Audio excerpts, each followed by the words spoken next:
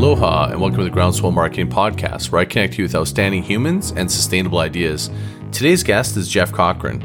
Jeff Cochran is somebody who I saw speaking at a Tony Robbins event at Business Mastery 2 in Amsterdam and was absolutely blown away by his presentation and in-depth knowledge around negotiations and influence. In this episode, we're going to talk a lot about how you can apply some of these techniques in your business. And it's relevant to marketing because in some way, shape, or form, whether it's with suppliers or even customers, you're doing some level of influence and negotiation. He has worked with an unbelievable amount of customers, from everything from baseball teams, Chicago Bears, Baltimore Ravens, to Toshiba, pharmaceutical companies, Bristol Myers Squibb, insurance companies. Like, he's definitely someone that's well sought after in terms of his knowledge and expertise. So without any further ado, let's just paddle in and chat with Jeff.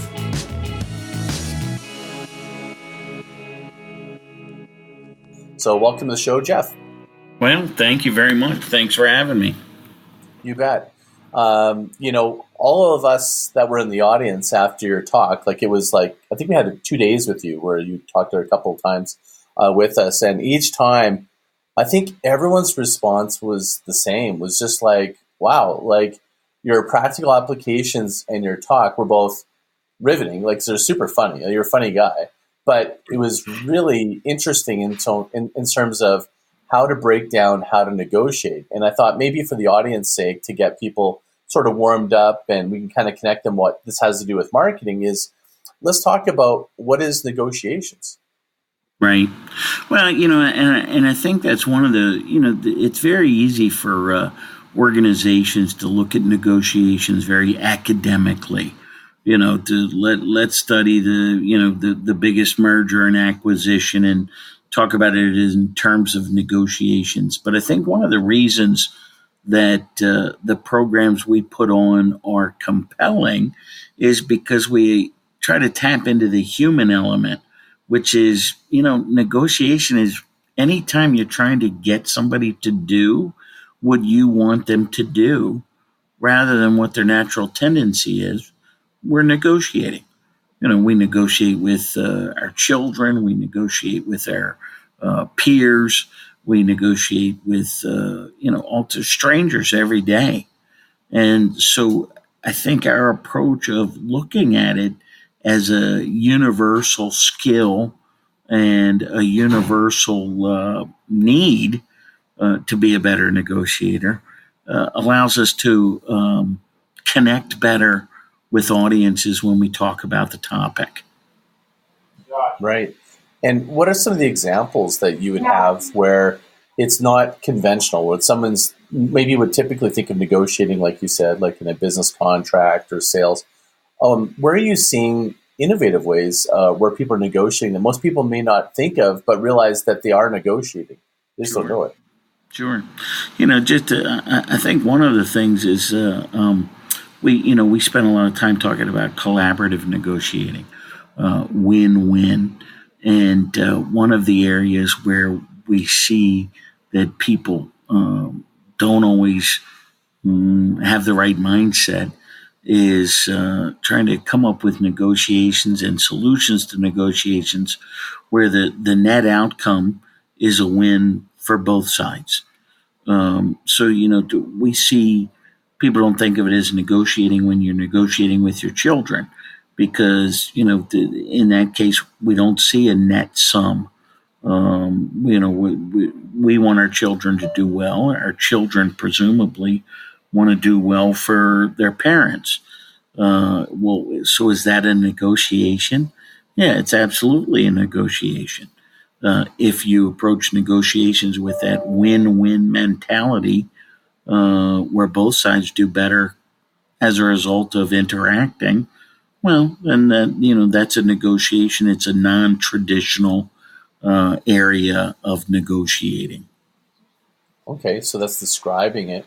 What are some of the processes that you take people through when you're training? Because you go around the world. I mean, we didn't really give a lot of background. I'll probably introduce in the introduction, but you go around the world speaking to these top audiences, and you're kind of breaking down the process. And I was really impressed with how articulate you are. Is there a way that you can kind of, with someone just listening in, just kind of get a real framework around how one would look at that. And, and the application I'm thinking is, when I was listening to you, if I applied all those things to when I'm doing marketing messaging, I think that would do a better job with being influential with my messaging. So that's why I took the marketing spin on your talk with the. Sure. Yeah, no, I can easily see that. When we talk about our process for negotiating, we start off with the 3 Ps. It involves preparation, which builds your own personal confidence, but also delivers a level of confidence to the other side. It's funny. Why would you want the other side to be confident? Well, people who lack confidence often fear making a decision. And so to be a compelling negotiator, you almost have to make sure that the other side, the folks with whom you're dealing with, feel the same confidence so that they're empowering themselves to make a decision. So we talk about preparation is the first stage. Then we talk about probing, asking a lot of questions, diving in, trying to uncover needs. I don't think that's anything unique. Any sales program out there talks about uncovering needs. But sometimes it's the intent that differentiates. Like the intent in a good negotiation is to uncover needs in order to come up with a solution, not just in order to get the other side to make a specific decision. And then, of course, making a proposal, there's a few rules there. One is to, aim high in case there is a back and forth, but also do not accept too quickly.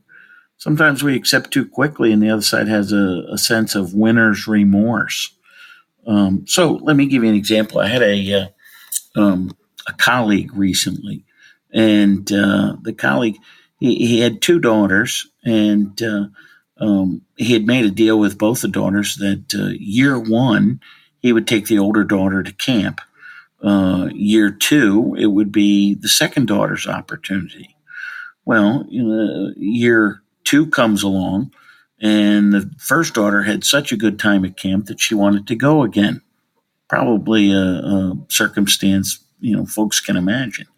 Well, all of a sudden, this typical family interaction became a negotiation. And he went to the daughter and he said, look, the precedent is last year you got to go alone, and your daughter stayed home, didn't complain. And this year, it's her turn. So the precedent exists last year. Let's follow that precedent again this year. But then he also recognized that, he had to probe in a little bit deeper to find out what the real interests were. So he talked about a couple of alternatives. He said, well, when we get back, the third year, then you'll get to go. And they walked away and, they talked about several alternatives. They asked her interest. What was she really interested in? And a lot of the stuff came out initially, and interested in spending time at camp, really enjoyed the time away from home. But when he really dug in, her real interest was being able to spend one-on-one time with her dad. Well, he said, well, okay, well, we have to have the applications in by a certain time. Well, that represented the deadline. So in probing, he felt like he uncovered her real interest. The preparation followed PAID, precedents, alternatives, interests, and deadlines. Probing followed the, what is it about camp? What is it that you really like? Well, yeah, I like the free time. I like the time away. I like the fresh air. Okay, great. What else? And what else? And it's in digging in and asking the what else and what else that he uncovered that what she was really truly after was spending time, alone with her father. So he accomplished those first 2 Ps. We wouldn't normally think of this as a negotiation. Now, the challenge was he was an independent contractor, and every day that he spent away with his daughter was another day that he could not earn income. So as a result, his time was pretty limited.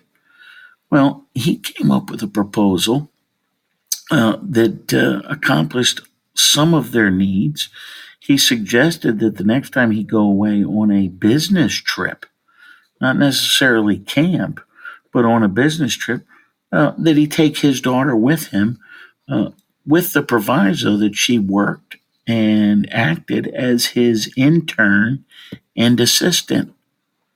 Well, again, that's a pretty creative proposal there. Now, he aimed high in that he laid out a lot of duties for her that she was going to have to do on the trip.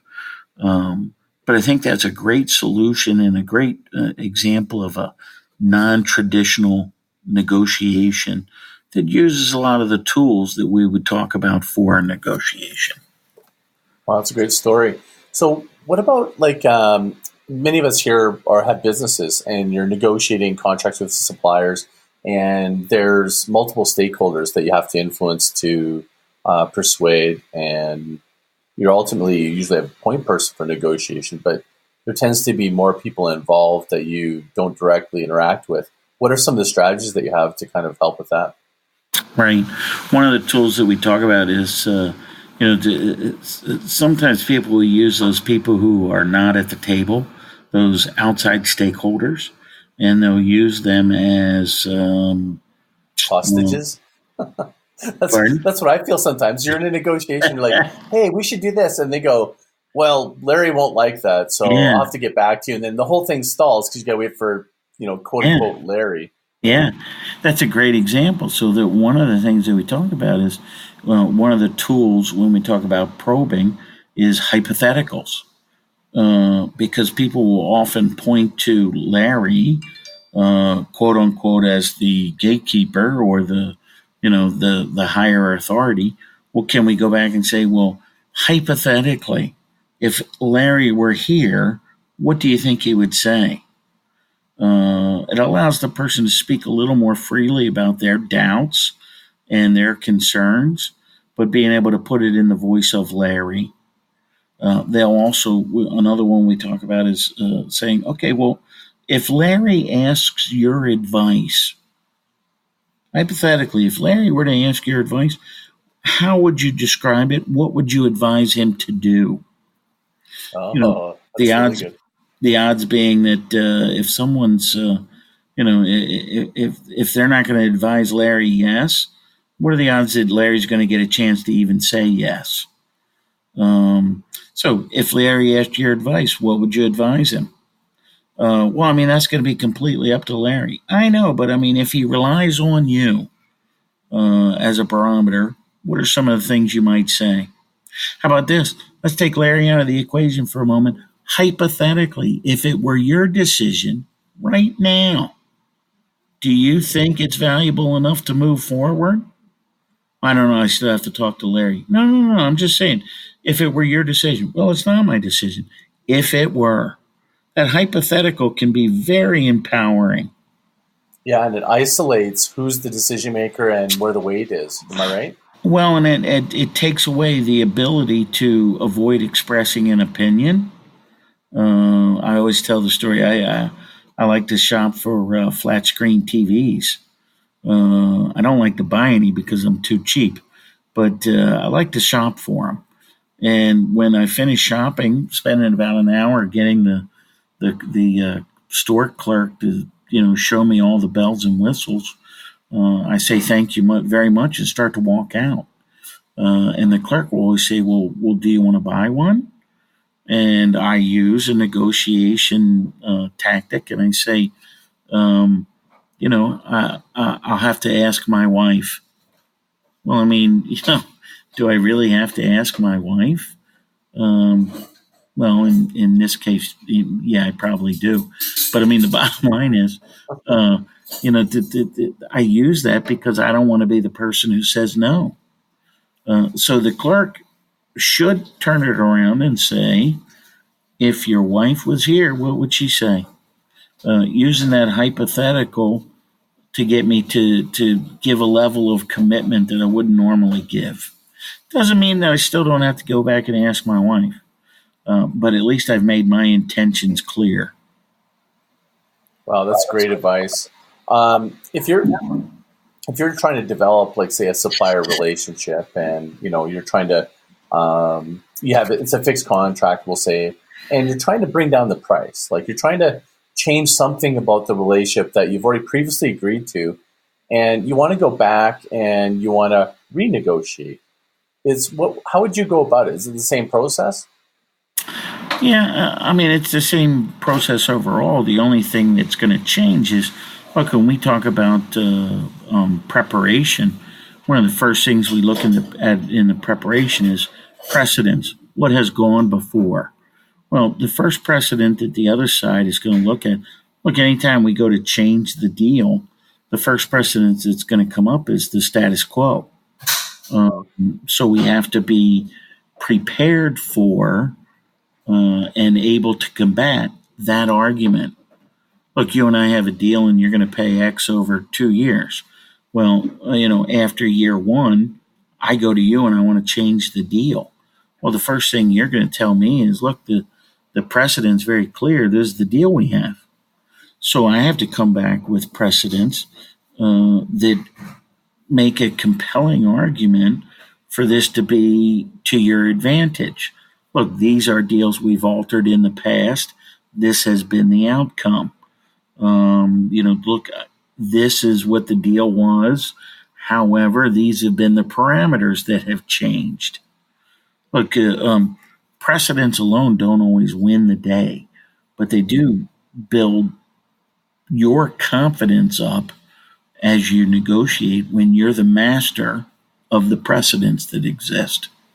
But when you're not, you're having to wait against that. And one of the principles that I try to really underscore, it's in the book that I'm writing, is around sustainable growth marketing, is how can businesses sustainably work and not treat their suppliers as a supplier, transactional, but build a relationship with them so that they can grow and adjust with you and see a relationship and a vision long term.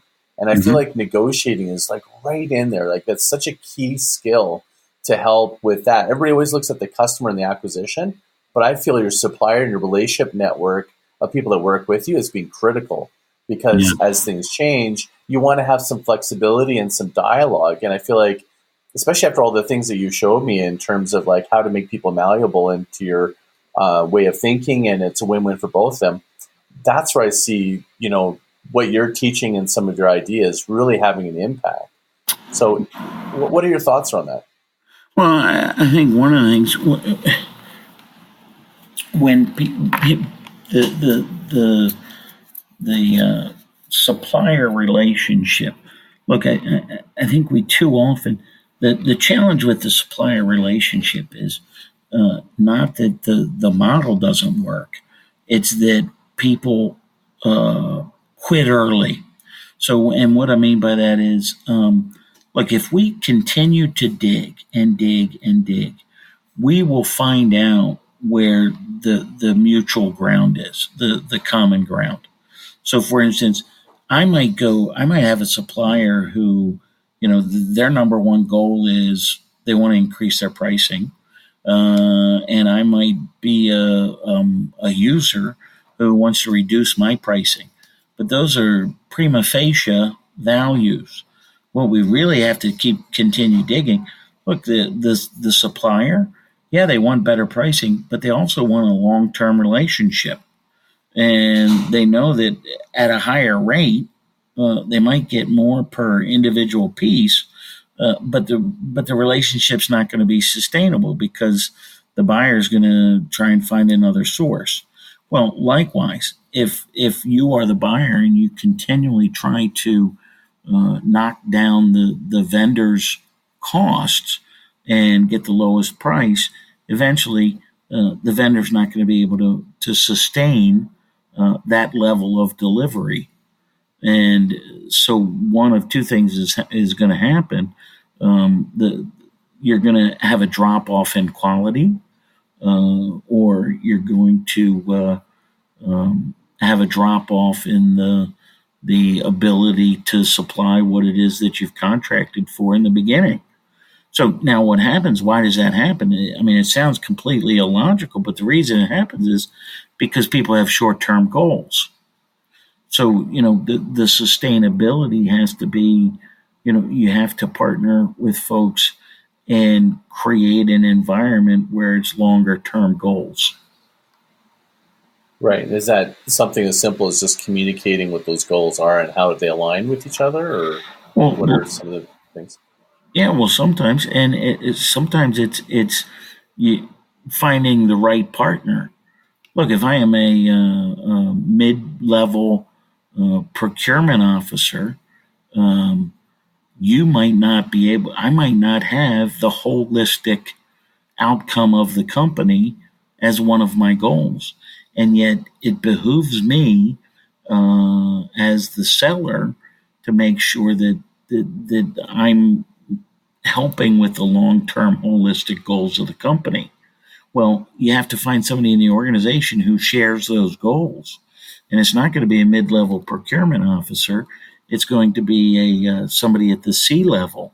So, what we have to do is, look, you either have to find what people are interested in or find people who are interested in the right things. Well, you said something important, like if you're grinding your supplier. I've done it myself, unfortunately. And I learned the hard way. You get kind of reluctant compliance where they'll do the bare minimum. And if you're trying to really scale and grow your business and you turn around and you try to, gain favor or, try to get some flexibility, there's none there because you've just, bankrupt your relationship to a degree. And, so it's interesting because I think a lot of people just they focus on the relationship management just on their customer, but they don't look at the relationship of the suppliers. And, I think that's part of it, right, all around. And you're negotiating relationships in every stage of your business, internal, external. Yeah. We had an instance today. We were working with, we are talking to Salesforce about being one of their presenters at Dreamforce. And, as a smaller organization, they're not as interested in us as a customer, even though they might be interested in us as potential speakers.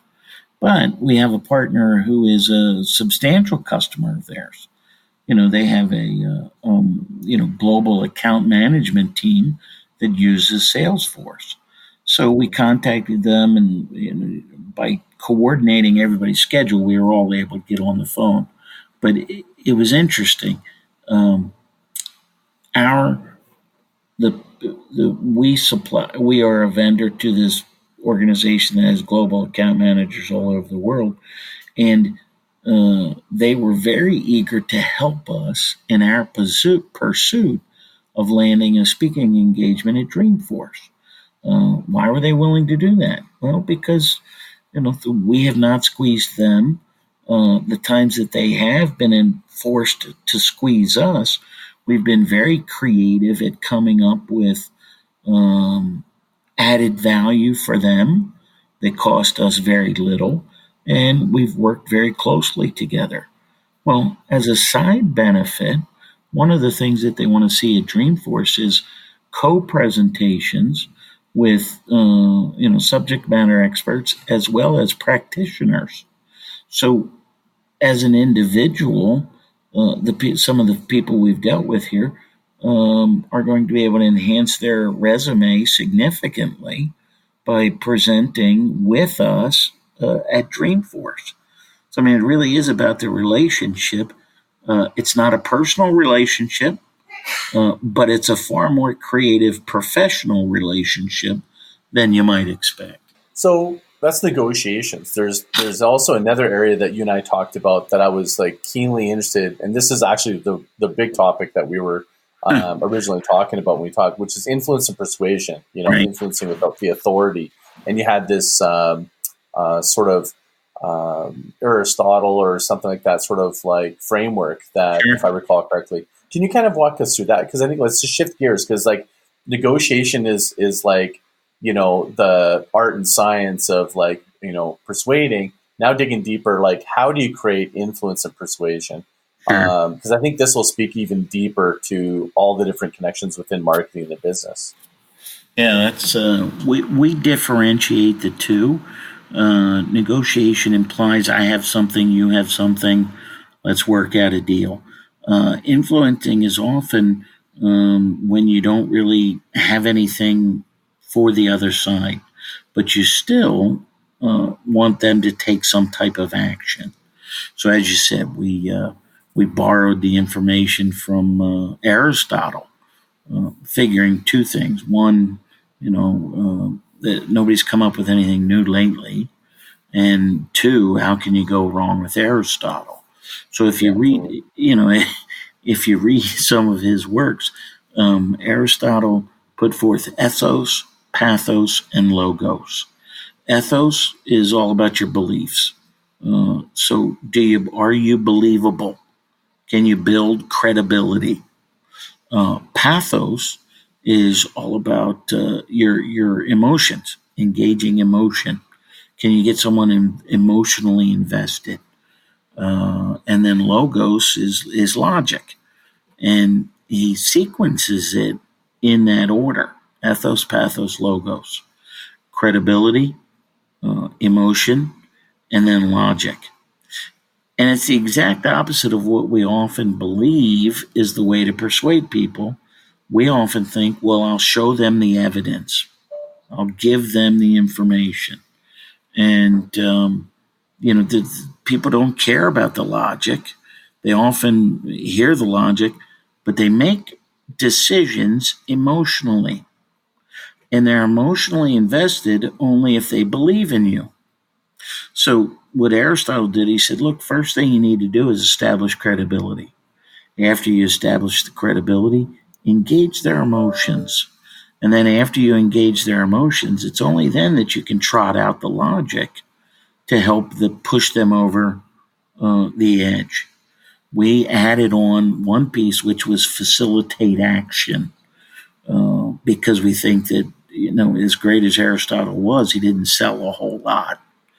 And so, what we want to do is we want to tap into, okay, you've done these three things. How do you get someone to take action? And so we talk about building credibility. How do you do that? Well, you do that with statements against self-interest. You do that with mirroring. You do that with making yourself more like the person you're dealing with. People don't like to deal with people who are very different than them. So how do you make yourself more like them? Then the second one, engage emotion. We want to tap into either their sense of fear. Someone called it just the other day, FOMO, fear of missing out. To tap into the fear, tap into their sense of achievement. If you do this, then you'll be the best on your block. And then the other emotion is that sense of obligation. What obligation can you set up through either some small token or some thoughtfulness? You mentioned that a bit in our session. You kind of went deep on the obligation thing, and I thought that was really interesting. Can you expand a little bit more about what you mean by obligation and just some of its influencing factors? Sure. Robert Cialdini, the author of the book, the author of the book Influence, talks about people when people give, the other side immediately feels a compelling need to give something back. And I mean, you see it everywhere. You see it, the email campaigns that send you asking for a charitable contribution, and they include a nickel in the envelope. Here, nickel is for you, but think about all the lives you can save if you just send us 10 nickels. That type of thing sets up an obligation. And in his book, he talks about sending holiday greeting cards. And at one point, they sent holiday greeting cards to names chosen at random to people they did not know. They ended up getting a huge response back. because, people they receive a holiday card, they send a holiday card in return out of a sense of obligation. Well, what things can we set up that creates that sense of obligation? It's in knowing the people that we're dealing with. Sometimes it's thoughtfulness. Here's an article that I thought you might be interested in. Here's are some free samples of those, items that you showed interest in. Whatever it might be, to set up that sense of obligation, because it's that sense of obligation. People do not like to leave their accounts unsettled. So, when you receive, you immediately have an impulse, a human impulse to give back. So the best time to tap into that sense of obligation is right after you've given something. Right. So that's why, the marketing thinking about really just give value to your audience, and, and ultimately they're going to feel some level of obligation, or they'll think of you in a meaningful way to come back to you for whatever solution it is that you're providing. Absolutely. Anytime we give someone something, they're right on the cusp of giving something back. So it's right to ask for it, and appropriate to ask for it at that point.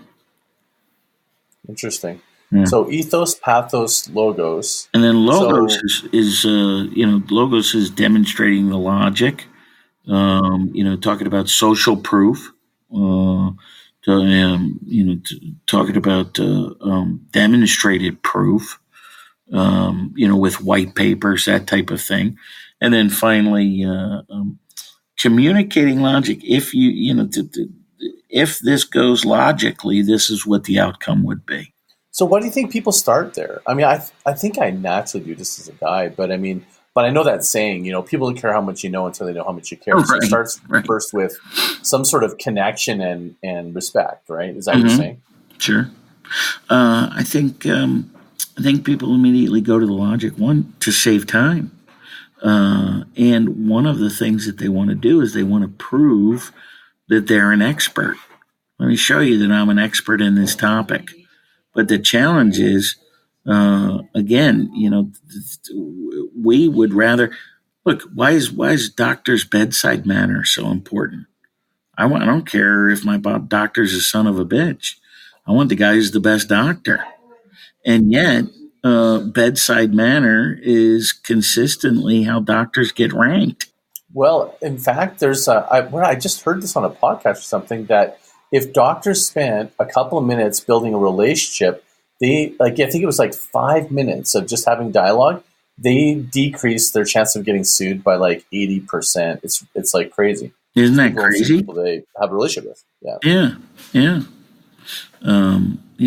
So I mean, the friendly insurance sales guy, according to that, would be a better doctor than somebody who spent all the years in medical school. It's crazy, right? So if you're using this ethos, pathos, logos, and you're in marketing, and you're okay, let's build our communication platform going in this triangle of or series of ideas. How would you build on that? Like walk me through, like, say, a marketing campaign if you're going to do that, starting with ethos. Well, for instance, we ran this was long before he was involved in politics, but the credibility aspect. So we had pitch for contributions. Somebody said, "Listen, the poor people of America need you. How over this many children and live in poverty every day. So I'm calling on you to give us a certain donation." And it was the exact same words, but it was interesting because on one plea, we showed a slide with Mother Teresa's picture in the background as if she were asking. The other side, we showed Donald Trump as if it was him who was asking.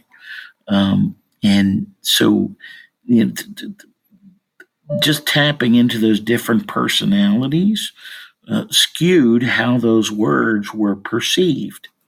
So when Well, of course, those are two completely different people. I mean, how could that? Of course, they're gonna have a different reaction. Like that's like almost opposites. It seems in my mind. right, well, that's what I'm saying. So one of the ways you start off with the credibility. If you don't have credibility, you have to borrow it in some way. So let's say that's the hand you're dealt, and you need to represent somebody who's perceived as a bully and greedy. They're not going to instantly have credibility. They're not going to have that ethos. I see what you're saying. So maybe they can speak through someone. Hi, I'm Notorious B.I.G. and this is my friend Mother Teresa. She and I would like to ask you can you borrow some of that credibility? Mm-hmm. Borrow the credibility that somebody else has. Interesting. Might be one of the examples. And if you're a business, so I've got a client right now that they're selling water treatment for lead testing, and they want to impact the lead testing water treatment around America because it's an epidemic, and they really want to get the message out there. How do they increase credibility? Even though he is super credible, he's been doing water testing for decades. Mm-hmm. What could he do to increase, even go further? Like politicians are talking about, people are talking about it, but you maybe don't have a relationship with those celebrities. Mm-hmm. How would you also find a creative way to borrow credibility? Yeah. I'm no marketer, but the first thing that springs to mind is, the biggest challenge with lead and pollutants in the water is the Flint, Michigan situation. So I might want to go there and talk to folks whose lives would have been changed with some of this lead testing equipment. And again, it's not, we tap into people, and that first one is the borrowing credibility or finding people who are like you, or how do you make yourself more like them? So I'm a person who wants to help. Well, if you can paint yourself as a person who also wants to help, then you're more likable. We hit that likability. It's the credibility. He's credible because he wants to be liked. So he might be, an opening might be, let me tell you about the test kits that we've donated to, the poorest families in Flint, Michigan. Well, geez, I want to be like that guy. So it enhances the likability. That's the ethos part. So it's not just credible. It's not just, hey, how many parts per million? We filter more parts per million than anybody on the East Coast. That's not the credibility that we're always talking about. It's your personal credibility. Right, believable. Do I trust you? Right. Is that what you're saying? Yes. Okay. So it sounds like in the example you gave me, if I went to Flint, Michigan, and I had someone's life who was changed because of water testing, and it was someone who was affected by it, you've already moved into the next step, which is emotion. That's right. Or is there more, or how can you stack that or make it more powerful? Well, I think you're exactly right. Maybe you're killing two birds with one stone, so the emotion. Maybe you have people, your credibility is based on, let me tell you the progress that we've made. Let me tell you the people we've helped.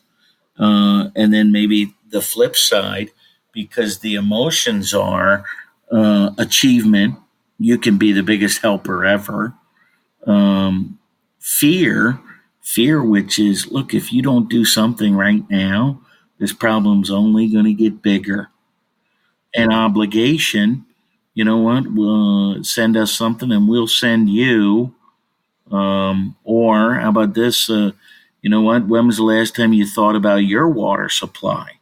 you've been blessed with clean water, and then set up that sense of obligation to help folks who are less fortunate. Interesting. That's really cool. And then logos just that one feels to me anyways, and anyone listening probably makes sense because it's like, it's just appealing to people's logic. That's where the other two are a little more subjective. You got to be a little more creative with, where, unless I'm wrong, I mean, logos, is there a way to be creative and powerful in your logic that maybe most people don't think of?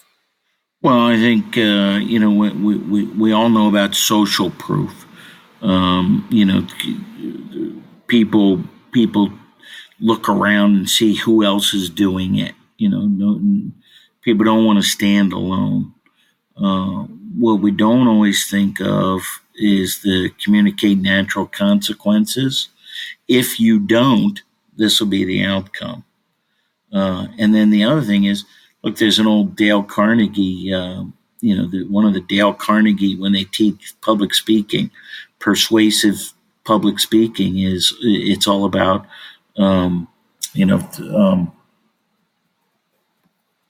it's all about the story, and then action, and then benefit.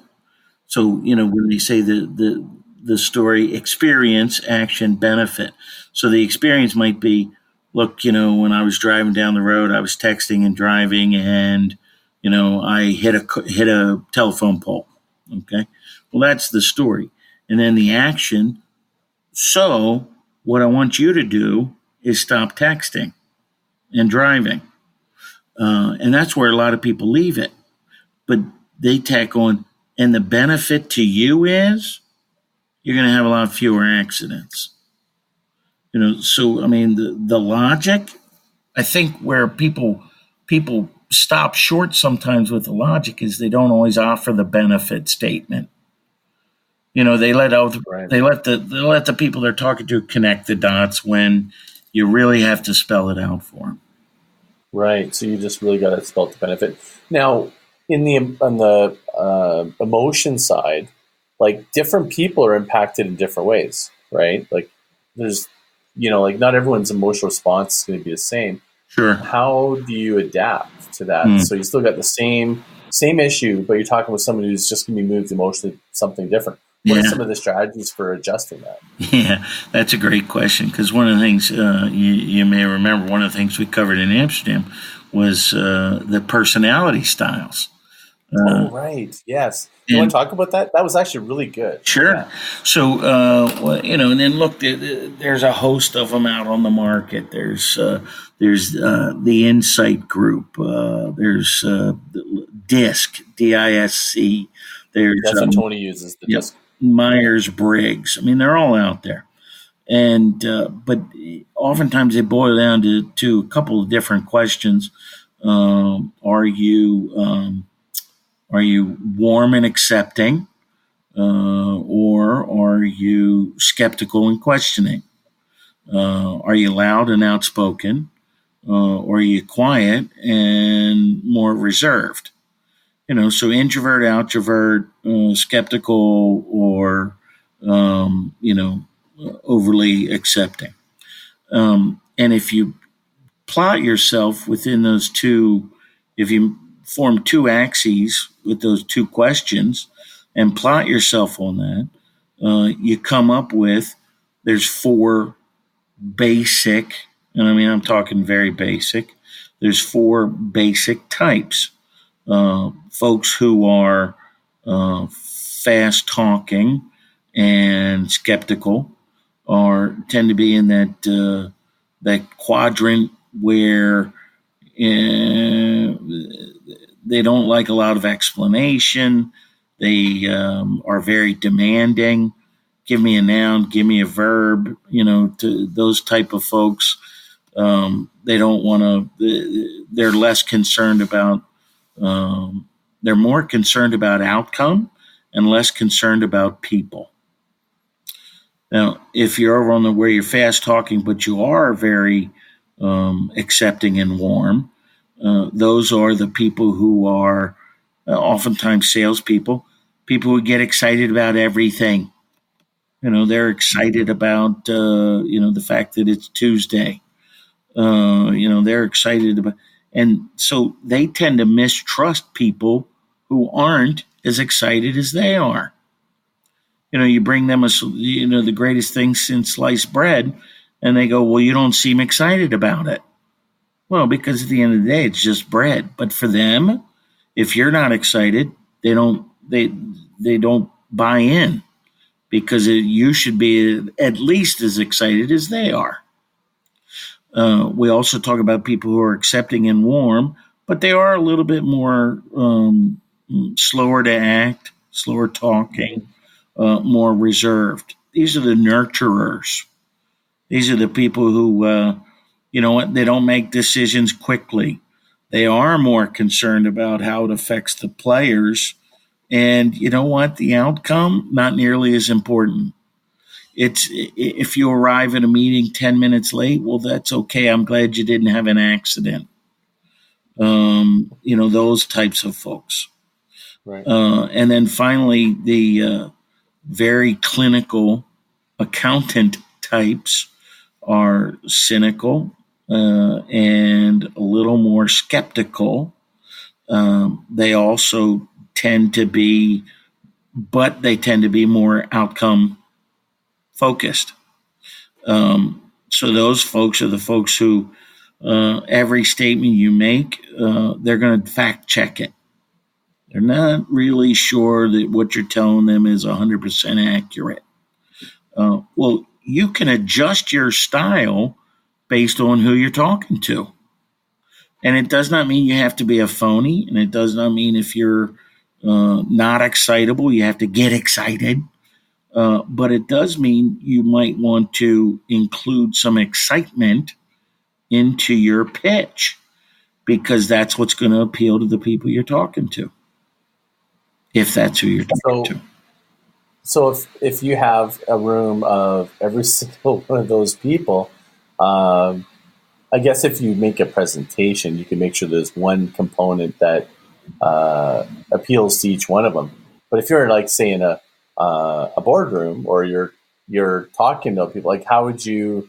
I mean, that might be a trick question. Like, you literally are like, adjusting as you face each individual, or is there a way to kind of like blend what you're doing? Yeah, I think so.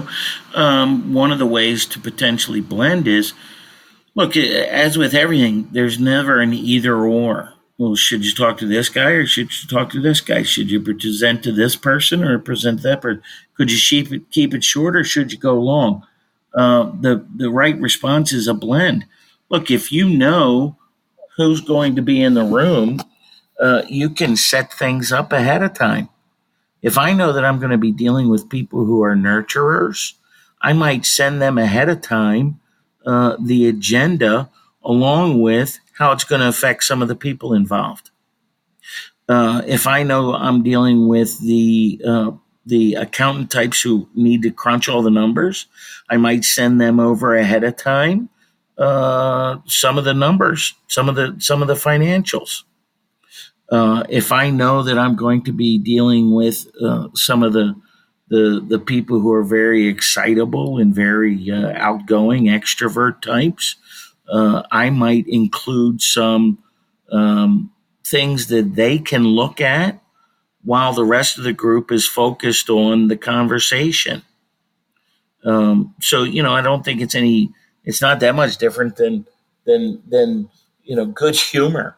Good humor is about trying to make sure that everybody arrives at the punchline the same time. So, right. Good humor is, you have to kind of distract the smart people because they're way ahead of you. So you have to slow them down. And then for some of the dumb ones, you got to go real slow because they got to catch up. And you have to do these things simultaneously so that everybody hits the punchline at exactly the same time. And you were doing that on point all the time in Amsterdam. And that was like so fun. Thank you. Oh my gosh. Yeah, that was like entertainment learning. Like it's the exact same time. I just, didn't feel like I was drinking from the water hose. Like it was too much. It was just enough. And at the same time, it just felt like, I don't know. I can't even describe it. I guess you have to go see Jeff speak to really get a sense of it. But I was sore from laughing.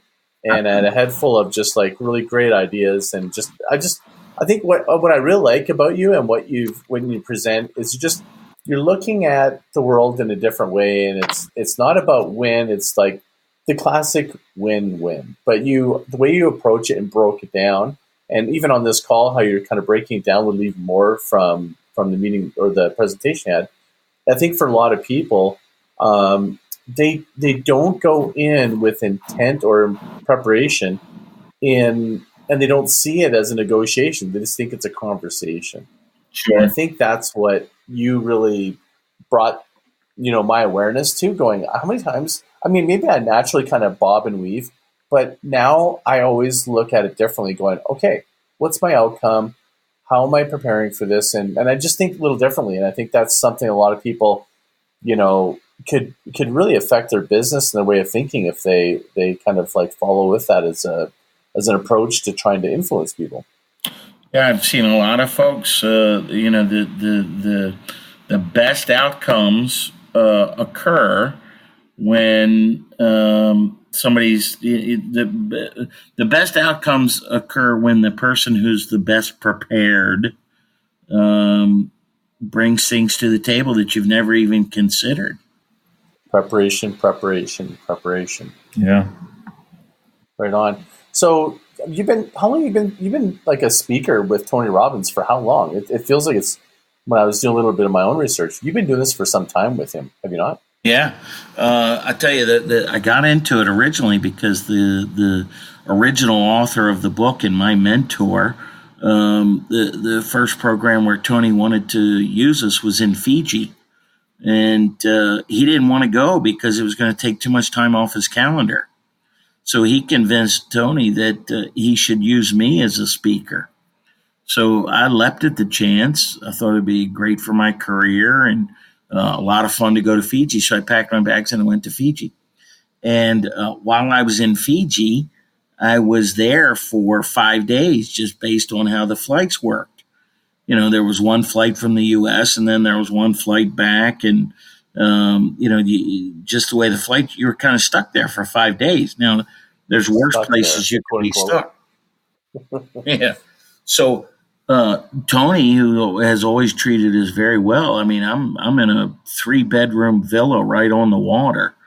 And I kept thinking to myself, this is crazy. I mean, this is beautiful, but I'm all by myself. And so I spoke to one of the other speakers and he says, don't you teach negotiations? I said, yeah. He goes, and you didn't think to negotiate a ticket for your wife? Okay, well played. So the next year I went back. Tony called the next year and he said, hey, do you want to come back? And I said, hey, can my wife come? And he said, yeah, absolutely. And, I was kicking myself for not asking the first time. So we went a couple of times and we spoke in Fiji. And my wife accompanied. I spoke the first year and then we had a year off or something and my schedule didn't permit it. And then we went 2 years back to back. And I took my wife with me and she was able to meet Tony. She loved, fell in love with him. And so then a couple years later, Tony's organization called us again and they got a hold of me and they said, listen, we're not doing it in Fiji this year, but we are doing a thing in London. Would you come to London to speak there? And I said, obviously I'd love to. So I go home that night and I tell my wife and, she's very down to earth. And I say, hey, do you want to do another one of those Tony Robbins trips? And she goes, oh, not Fiji again. I'm sick of Fiji. So, that's not something you hear every day, but it's in London. Nope. She said, oh, I'll go to London, she was doing me a favor. So we went to London. It went well. And we've been going back to the European Business Mastery ever since. Yeah, and with the Platt partners, you're doing some stuff with those Platts too, correct? Yeah, well, the Fiji program was always just the Platts. Right. Yeah, well, that's the program that I'm in right now, and it's been incredible. Just the networking and access to people like yourself. Sure, has been just off the charts. That was such a good presentation. I can't tell anyone enough. Like when I saw you in Amsterdam, that's why I wanted to connect with you immediately.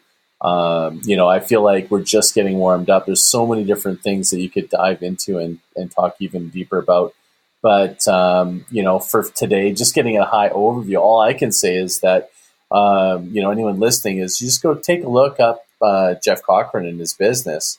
And do you want to talk about your company real quick? Just share a little bit about what you do, what you provide, and where they can find you. Sure.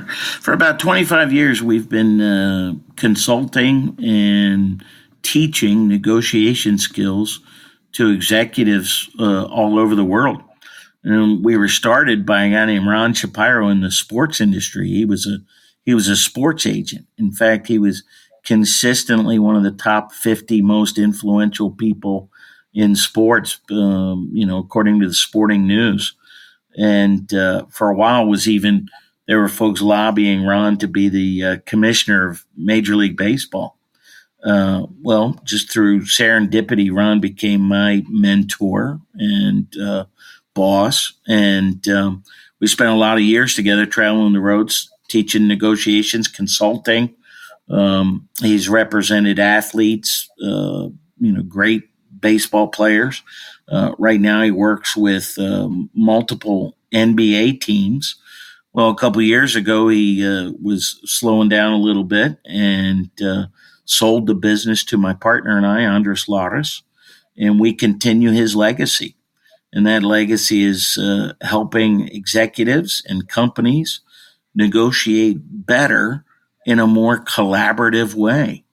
And it's not always the first way that people think of, and it's always a little bit harder than just the cutthroat, but we feel like it's more sustainable and, long-term ends up better for both parties.